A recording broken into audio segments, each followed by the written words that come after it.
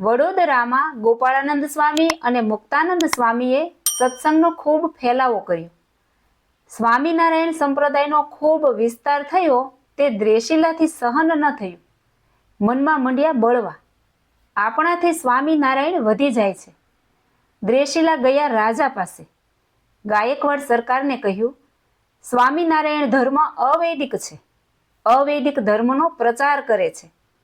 તમે ભોળા ન થાજો. ગોપાળ બાવો બહુ ચમત્કારી છે, તમારું રાજ પડાવી લેશે, માટે કંઈક યુક્તિ કરો. પાણી પહેલા પાળ બાંધો, નહીતર દુઃખી થશો. દ્રેશીલાએ ઊંધું સમજાવ્યું, પણ રાજા ન્યાય નીતિવાળા હતા, કોઈના ચડાવ્યા ચડી જાય તેવા નહોતા. રાજાને મુક્તાનંદ સ્વામીની મુલાકાત થઈ હતી, તેથી તેને કઈ વાતની અસર થઈ નહીં. તે વખતે રાજાએ મુક્તાનંદ સ્વામીને પૂછ્યું, તમારી પાસે એવી જડીબુટ્ટી શું છે કે તમે હજારો માણસોને જેમ કહો તેમ જ તે કરે છે? ત્યારે મુક્તાનંદ સ્વામીએ કહ્યું, અમારી પાસે કોઈ જડીબુટ્ટી નથી. અમે ભગવાન ભજીએ છીએ અને સત્યને માર્ગે ચાલીએ છીએ ને ધર્મનું પાલન કરીએ છીએ. સત્વગુણના આધારે માણસો અમારા કહ્યા પ્રમાણે કરે છે.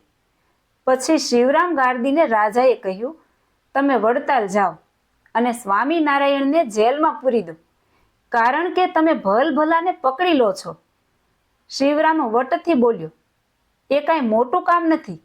મચ્છર જેવા સ્વામિનારાયણને પકડવા એ કાંઈ મોટી વાત નથી.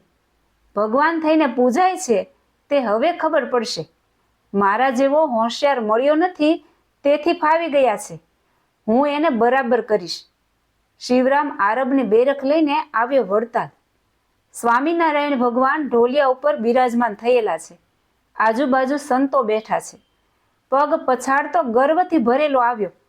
કાંઈ બોલ્યા સિવાય પોતાની તલવાર મ્યાનમાંથી કાઢીને પટ્ટો ખોલ્યો.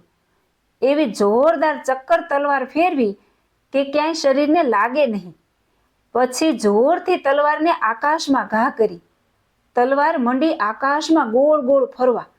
રાસની જેમ તલવાર ફરે છે. 40 ચક્કર ફરીને તલવાર નીચે આવી.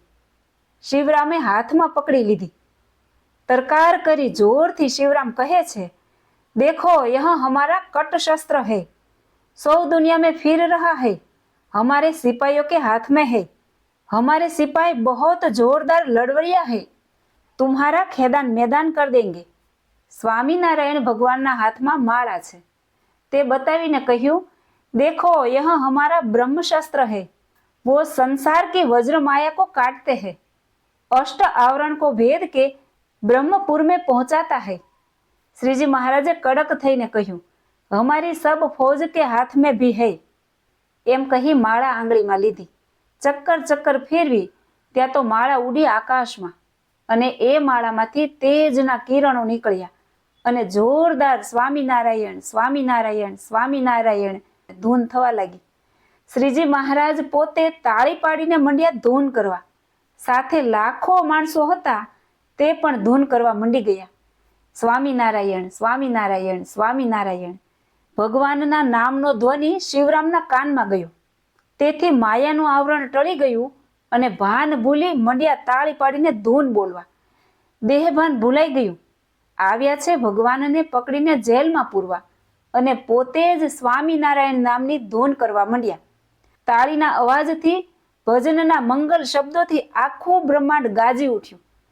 શ્રીજી મહારાજે આકાશમાં અધ્ધર ફરતી માળાને પોતાના હાથમાં લઈ લીધી. ત્યાં તો શિવરામને સમાધિ થઈ ગઈ. શિવરામ ગયો નરકમાં. જમના દૂતો બરાબર જેવા દંડા મારી અને કહે કે પાપી, ભગવાનને જેલમાં પૂરવા આવ્યો હતો, હાડકા ખોખરા કરી નાખ્યા. પાપી, આખું જગત જેનું સ્મરણ કરે તેને તું મારવા ગયો છે?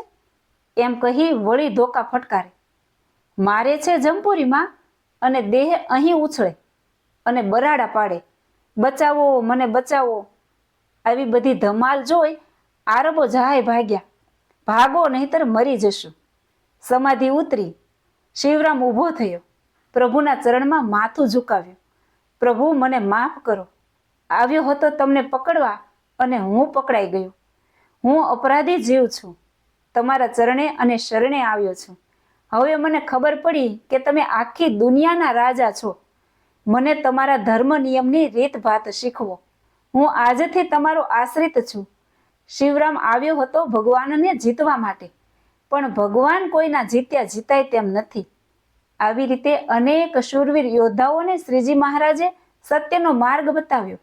આ ઉદ્ધવ સંપ્રદાય સારાએ વિશ્વમાં જોરદાર વેગવંત બન્યો છે. સ્વામિનારાયણ મંદિરની ધ્વજાની કીર્તિ સારાએ વિશ્વમાં ફરકતી રહી છે.